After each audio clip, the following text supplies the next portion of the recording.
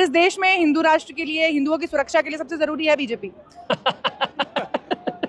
मुझे एक बात समझ नहीं आती थी, हमारे भारत देश में करीब करीब 100 करोड़ तो हिंदू हैं, 100 करोड़ हिंदुओं के साथ हमारे 33 करोड़ देवी देवता भी हैं। हम मिलके कितने हुए? 133 करोड़। पूरे ब्रह्मांड के सबसे शक्तिशाली हनुमान जी हमारे साथ हैं। तीसरा नेत्र खोल के पूरी सृष्टि को भस्म करने वाले शिव जी हमारे साथ। एक बार ही अगर जल प्रलय करके और चिरनिद्रा में सोने वाले श्री विष्णु भगवान हमारे साथ हैं। उसके बाद हमारी दुर्गा माता जो है एक हुंकार भर दे तो सबको भस्म कर दे, वो हमारे साथ।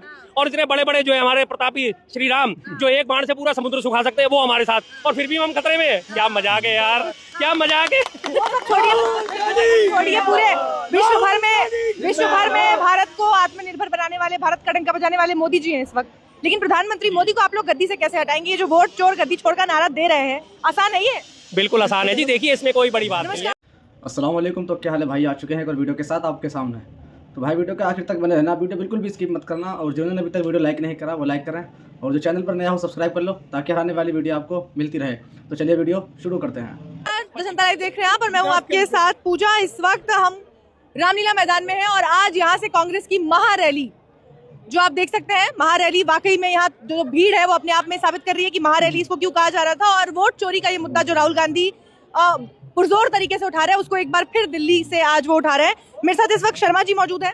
सर, वोट चोरी का ये मुद्दा बिहार में भी खूब उठाया गया, इस पर भी खूब वोट अधिकार यात्रा हुई, तमाम चीजें हुई, लोगों को जगाने की खूब कोशिश हुई। अंत में जो नतीजे आए वो तो खुश करने वाले नहीं थे। ठीक है जी, कोई बात नहीं, खुश करने वाले नहीं थे, लेकिन वहाँ पे वोट चोरी जो हुई उसका माध्यम जो है वो बदल दिया गया। 10,000 रुपये देके वोट चोरी करी गई वहाँ पे। 10,000 जब एक गरीब आदमी को, जिसकी प्रति व्यक्ति आय जो है 6,000 से 12,000 रुपये महीना है, और उसे एक साथ 10,000 मिल जाए, और उसके घर में अगर 3 महिला हैं तो 30,000 रुपये अगर उसके खाते में एकदम से आ जाए तो जाहिर सी बात है वो तो ओवरक्लेम हो ही जाएगा, खुशी से अभिभूत हो ही जाएगा। तो उन्होंने वोट दिया, और उसके बाद उन्हें लालच दिया गया कि 10,000 अभी आपको स्टार्टिंग मनी दे रहे हैं, इसके बाद आपको 2 लाख रुपए और भी मिलेंगे, 2 लाख रुपए और भी मिलेंगे। तो हर व्यक्ति इसमें लालच में आ ही गया। जाहिर सी बात है, हमने काफी समझाया था लेकिन उन लोगों ने नहीं समझा। इसका मतलब आप लोग जो मुद्दा उठाते हैं, मुद्दा वही है, वो तरीके बदल देते हैं, बहुत ज्यादा स्मार्ट है। कोई बात नहीं जी, वो स्मार्ट है। हमें हर एक स्मार्टनेस जो है कभी ना कभी धरी जाती है। ऐसा नहीं है कि किसी का दिन नहीं आता, सबके दिन आते हैं। कहते हैं बड़ी पुरानी कहावत है कि 12 साल में तो कूड़े के भाग भी जाग जाते हैं। तो इस 12 साल में इन कूड़ों के भाग जाग गए थे। 12 साल पूरे होते तो ये वापस कूड़ा हो जाएंगे, चिंता ना करिए। यहाँ गृह मंत्री कह रहे हैं कि जब संसद में बोला जा रहा है तो विपक्ष वॉकआउट कर जाता है, सुनता नहीं है। 9 करोड़ रुपए खर्च हो रहे हैं एक दिन के। हाँ, 9 करोड़ रुपए खर्च हो रहे हैं किस चीज के? Ballet dance. बैले डांस में कंगना रनौत क्या कह रही है? बैले बॉक्स से होना चाहिए, बैले बॉक्स से होना चाहिए। उन्हें समझाया जा रहा है भाई बैले डांस। सोनिया गांधी को राष्ट्रीय अध्यक्ष भी बताया। हाँ, वो सुनो, जाहिर सी बात, ऐसे लोगों की सुनने के लिए बैठे हैं। ऐसे लोगों के ऊपर आप 9 करोड़ रुपए खर्च कर रहे हैं। और अमित शाह जी क्या कह रहे हैं संसद में खड़े हो गए? साला चुनाव आयोग। ये बात सुनने के लिए संसद में बैठा जाएगा? क्यों? देखिए, स्लिप ऑफ टंग है ना, वो तो किसी के साथ स्लिप ऑफ टंग है। यही स्लिप ऑफ टंग अगर राहुल गांधी जी से हो जाती तो आज इससे डबल रैली जो है बीजेपी वाले निकाल रहे होते। इससे डबल रैली, तमाम गोदी मीडिया, दिल्ली में पॉल्यूशन इतना बढ़ चुका है, बारिश की जरूरत भी नहीं थी, तमाम गोदी मीडिया आंसू बहा के दिल्ली में बाढ़ ला देता। कि अगर यही बात राहुल गांधी जी से निकल गई होती, दिल्ली का सारा पॉल्यूशन धुल गया होता। इतनी वो हा करके इतनी सांस छोड़ देते थे दिल्ली में।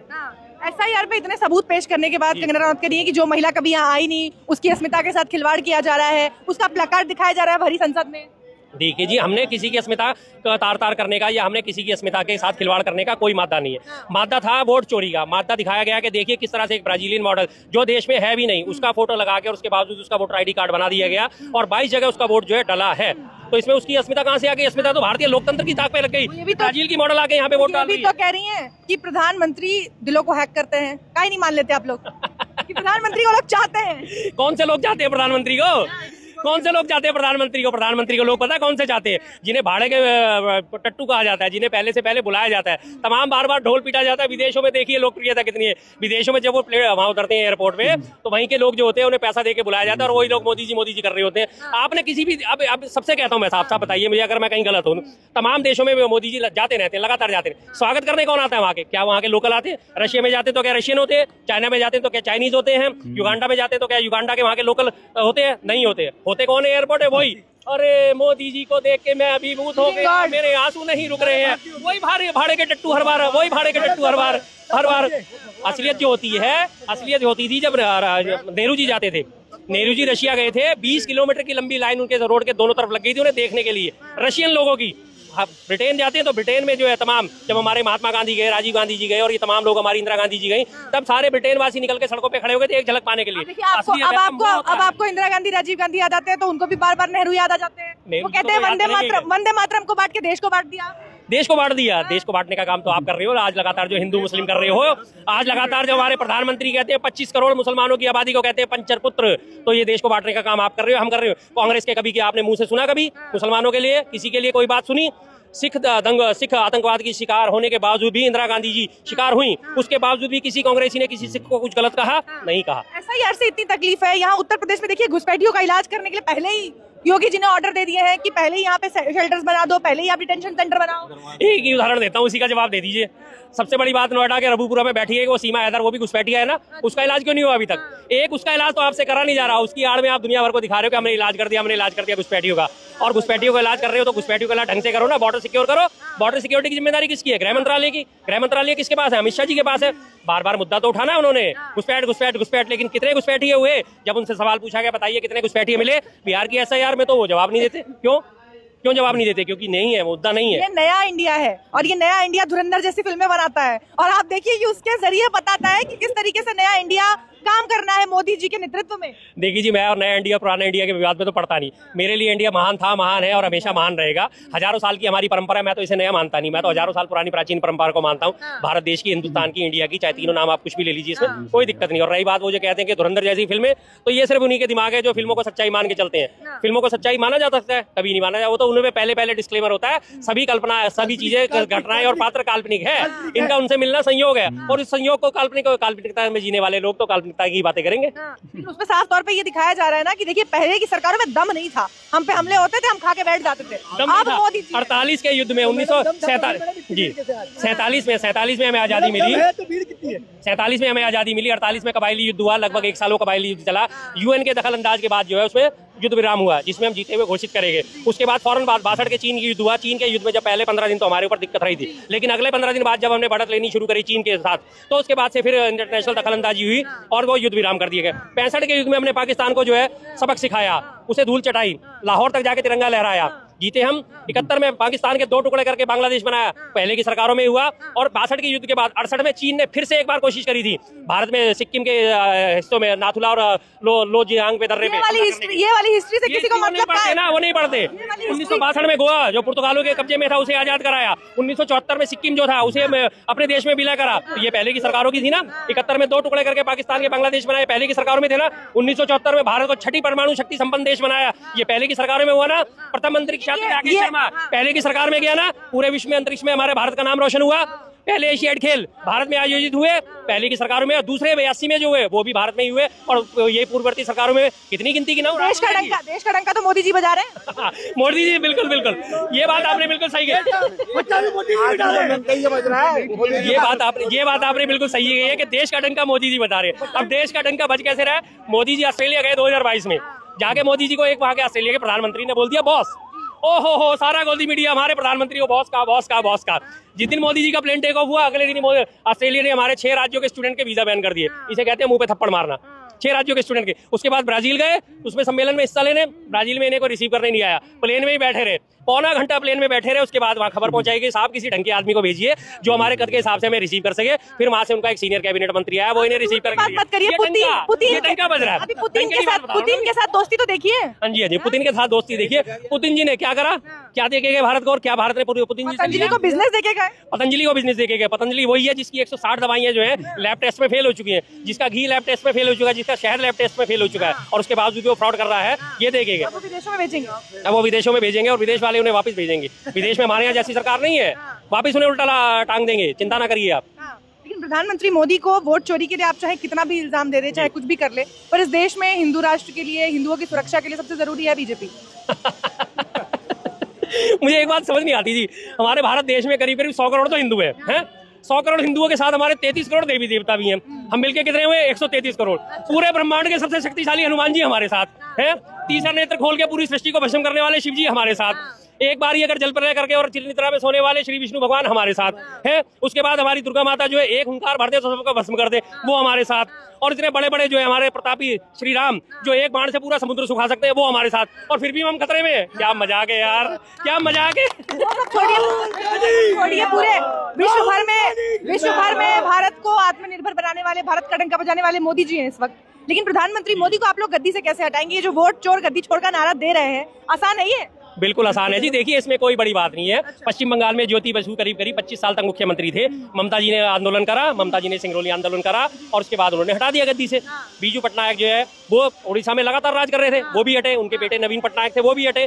कांग्रेस 27 साल कंटिन्यू 1951 से लेकर 1977 तक सत्ता में रही, वो भी हटी। 77 में जनता पार्टी हटी, वापस 80 में फिर आए, पूर्ण बहुमत के साथ आए। तो ये तो ऊपर नीचे चलता रहता है। बदलाव तो होता रहता है, पट्टा नहीं लिखवा के आए। बदलाव तो राजनीति में होता रहता है, ये तो बहुत जरूरी चीज है। लेकिन बीजेपी जो 47 तक का दावा करके बैठी है, गृह मंत्री खुद कहते हैं। देखिए दावा करने में कोई जबान नहीं खींच सकता, उनकी जबान बहुत लंबी है और तमाम नेताओं की जबान लंबी है। जैसे हमारी दिल्ली में रेखा गुप्ता जी की जबान बहुत लंबी इस है। दावे का कुछ आधार तो होगा उनके पास। आधार है ना, इलेक्शन कमीशन ऑफ इंडिया। आधार इसीलिए है, आधार यही है, इलेक्शन कमीशन ऑफ इंडिया की चोरी चलती रहेगी, हम जीतते रहेंगे, लेकिन ये चोरी सक्सेस नहीं होने देंगे। बिल्कुल बिल्कुल, ये चोरी हम सक्सेस नहीं होने देंगे। आज देखिए लाखों लोग इस बात को लेकर सड़कों पे हैं। आप कह रहे हैं ज्ञानेश कुमार पे कि उन पे इल्जाम लगाया जा रहा है वोट चोरी का और इस देश में लोकतंत्र को बर्बाद करने का। वो वहाँ 37 देशों के लोकतंत्र के हेड बना के बिठाए जा रहे हैं। देखिए वो एक रोटेशन प्रक्रिया है, लोगों को ये समझाना जरूरी है। जिस तरह से हमारा G20 होता है, G20 में 20 देश शामिल है, हर साल एक नए देश का नंबर आता है, उसी तरह वहाँ पे एक रोटेशन प्रक्रिया है कि हर देश से एक इलेक्शन कमिश्नर जो है वो चुना जाएगा। अगर आप उनकी तुलना इस चीज से कर रहे हैं, तो सुनिए, इस चीज की तुलना अगर इस बात से कर रहे हैं कि उन्हें लोकप्रियता के हिसाब से बिठाया गया, तो लोकप्रियता देखनी हमारे सबसे पहले चुनाव आयोग सुकुमार सेन की देखिए, जिन्हें युगांडा और वहाँ पे सूडान में इलेक्शन के लिए बुलाया गया था, बर्मा ने अपने यहाँ इलेक्शन के लिए बुलाया गया था। ये होती है असली लोकप्रियता। टीएन शेषन को तो आपने भी चुनाव में टिकट देकर खड़ा कर दिया था, तो सब करते हैं। जब उन्होंने अपनी ड्यूटी अपनी पूरी जिम्मेदारी के साथ निभाई थी, उसके बाद उन्होंने जब वो रिटायर हुए, उसके बाद वो इलेक्शन लड़ रहे हैं, तो क्या दिक्कत है? इस देश में सबको अधिकार है इलेक्शन लड़ने का। तो ये सब होता है। पकड़ जैसा व्यक्ति आपको याद होगा, बहुत सारे लोग जो पुराने लोग हैं, पुराने लोग जो हैं, उनको सबको याद होगा, उनको सबको याद होगा। आज की जो जनरेशन है वो तो भूल चुकी। एक धरती पकड़ नाम के व्यक्ति थे जो हर इलेक्शन लड़ते थे, राष्ट्रपति का वो लड़ते थे, उपराष्ट्रपति का वो लड़ते थे, प्रधानमंत्री पद के लिए लोकसभा का, राज्यसभा का, विधानसभा का सब चुनाव लड़ते थे। तो इस देश ने सबको अधिकार दे रखा है, तो टीएन शेषन इससे कोई अछूते नहीं है। नहीं, लेकिन वो कह रहे हैं कि राजनीति में तो ये सब होता रहता है, लेकिन हम करें तो आप लोगों को बहुत दिक्कत होती है। तो आप कर क्या रहे हैं? आपको अगर डर नहीं था तो आपने इलेक्शन कमिश्नर ऑफ इंडिया को जो है अध्यादेश लाके उन्हें अभ्यदान क्यों दिया कि इलेक्शन कमिश्नर जो है इनके खिलाफ ताजिंदगी कोई भी मुकदमा नहीं चलाया जा सकता इनके फैसलों के खिलाफ। उन्हें अभ्यदान दे दिया, आज वो पूरी मनमानी कर रहे हैं। क्यों नहीं दी इलेक्शन कमिश्नर ने जो है 45 दिन की फुटेज? बहन बेटी की फुटेज है, हम सुरक्षित नहीं दिखा सकते। क्यों नहीं दिखा सकते भाई? हम बहन बेटियों की किस चीज की फुटेज मांग रहे हैं? वो जिन सवालों के जवाब संसद में नहीं मिले, जहां 10 घंटे वंदे मातरम में चर्चा हो रही है, आपको लगता है कि इस रैली के जरिए आप बीजेपी पे शिकंजा कस सकते हैं? बिल्कुल कर सकते हैं। लोकतंत्र का पहला नियम है, लोकतंत्र जनता के लिए, जनता के द्वारा, जनता की सरकार। तो आज वो अगर सदन में नहीं मिल रहे तो सड़क पे, हम सड़क पे नहीं मिलेंगे तो सदन में जाएंगे, हर जगह आवाज उठाएंगे, संसद से सड़क तक। आप जनता को सीधी सी बात, एक बड़े पुराने हमारे महत्वपूर्ण कवि थे, उन्होंने एक बात कही थी, अगर सड़क खाली हो जाएगी तो सदन आवारा हो जाएगा।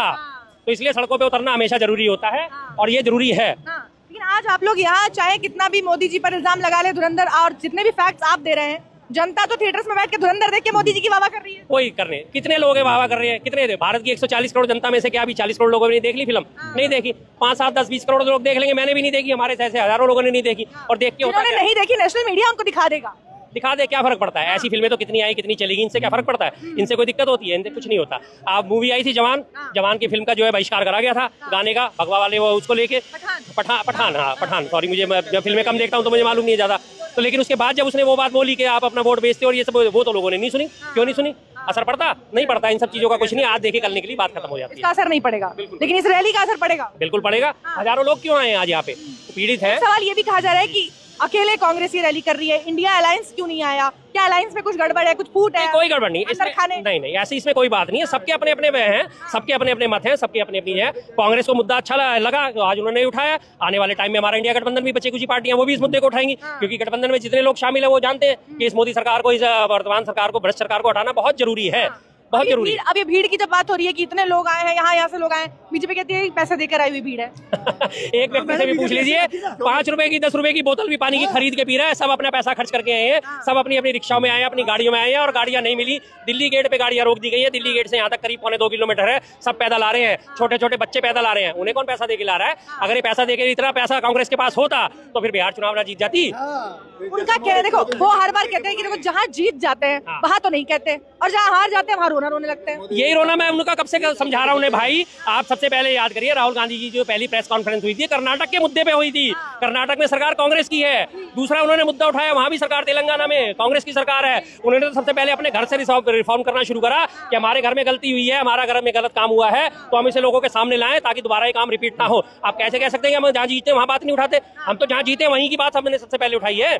लेकिन ये उनको दिखेगा नहीं, क्योंकि तमाम गोदी मीडिया ने तो मोदी का चश्मा पहना हुआ है, और तमाम जो लोग हैं जो गोदी गोदी करने वाले, मोदी करने वाले, उन्हें हो चुका है मोदियाबिंद, जिसका इलाज लोकनायक जयप्रकाश नारायण हॉस्पिटल में भी नहीं है, डॉक्टर राजेंद्र प्रसाद हॉस्पिटल में भी नहीं है, जिनका इलाज एम्स में भी नहीं है। मोतियाबिंद का इलाज सब जगह अवेलेबल है, लेकिन इस मोदियाबिंद का इलाज जो है वो कांग्रेस ही करेगी और कांग्रेस ही करेंगे। चलिए, बहुत बहुत शुक्रिया। तो भाई उम्मीद है कि वीडियो आपको पसंद आई होगी। तो जिसने अभी तक लाइक नहीं करा वो लाइक करें, और जो चैनल पर नया हो वो सब्सक्राइब कर लो, ताकि हर आने वाली वीडियो आपको मिलती रहे।